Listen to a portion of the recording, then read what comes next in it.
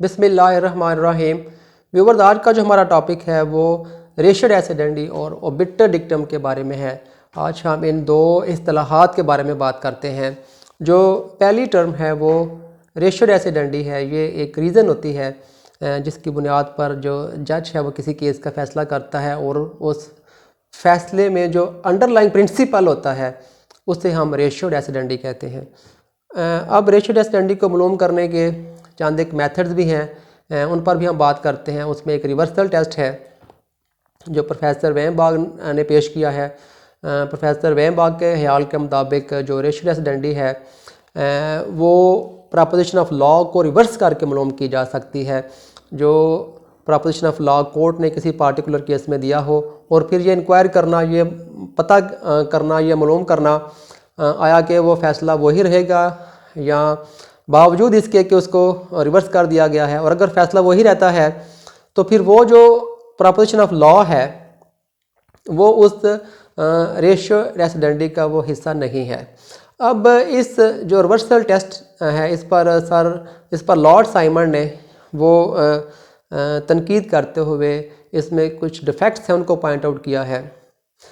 Lord Simon के ख्याल के मुताबिक बहुत से ऐसे केसेस हैं या कुछ केसेस में जो जजेस साहिबान हैं वो फ़ैसला की उन्होंने दो अल्टरनेटिव ग्राउंड दी होती हैं।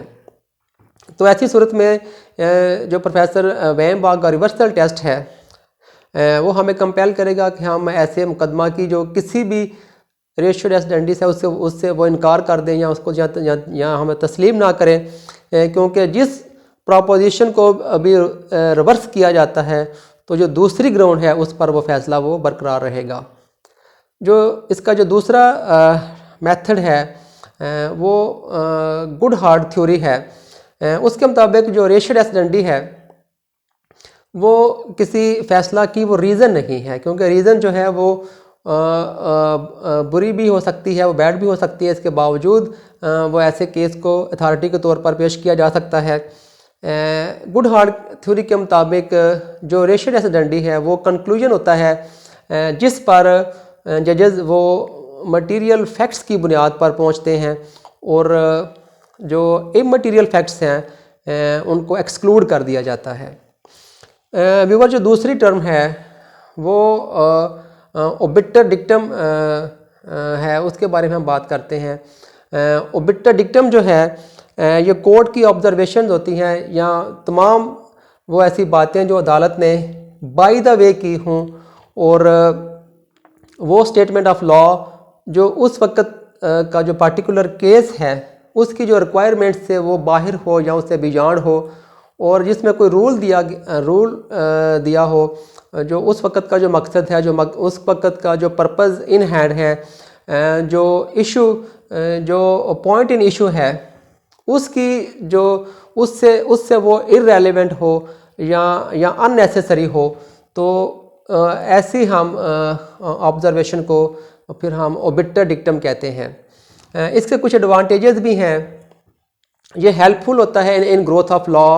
इसके अलावा ये रिफॉर्म ऑफ लॉ में भी मावन होता है और ये जजेस जो एक लीगल पर्सनस हैं, जो लॉ के एक्सपर्ट्स हैं, उनकी जो बातें हैं उनमें वज़न होता है, वो उनमें वेट होता है।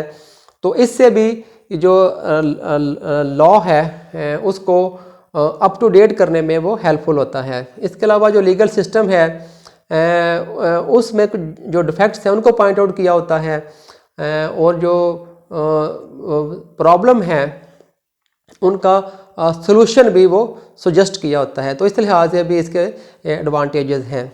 अब इसकी हम काइंड पर बात कर लेते हैं। इसकी चंद एक काइंड्स भी हैं। इनमें एक कैजुअल एक्सप्रेशन ऑफ ओपिनियन है। ये जो ओबिटर डिक्टम को हम बाज़ औक़ात कैजुअल एक्सप्रेशन ऑफ ओपिनियन भी कहा जा सकता है। ऐसे पॉइंट पर जो उस मुकदमा में ना उठाया गया हो और जो जज के जहन में हकीकी तौर पर वो मौजूद ना हो, not really present in mind at the time, उसको हम कैजुअल एक्सप्रेशन ऑफ ओपिनियन भी कहते हैं। जो दूसरी इसकी किस्म है वो डिलिब्रेट एक्सप्रेशन ऑफ ओपिनियन है।